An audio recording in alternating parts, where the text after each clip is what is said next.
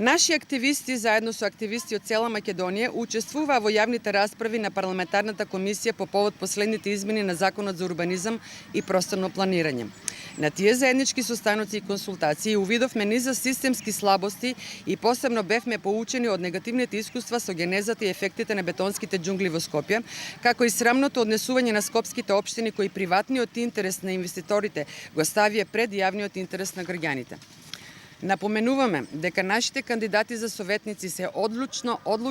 одлично обучени и спремни да препознаат и одлучно да се спротивстават на секакви потенцијални задни манипулации со кои би се пресликало и повторило негативното сценарио од Скопје, во кое грст приватни инвеститори би диктирале каде и како да се развива Струмица наместо мнозинството граѓани. Понатамо,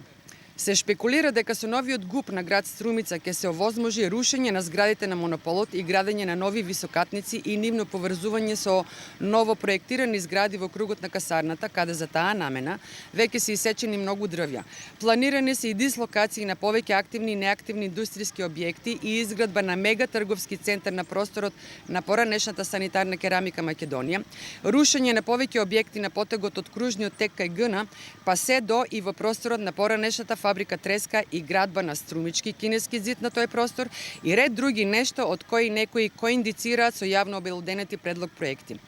Почитувани сограѓани, ние не сме против раст и развој на градот Струмица и населените места и секако дека ќе ги поддржиме сите проекти кои значат токму тоа.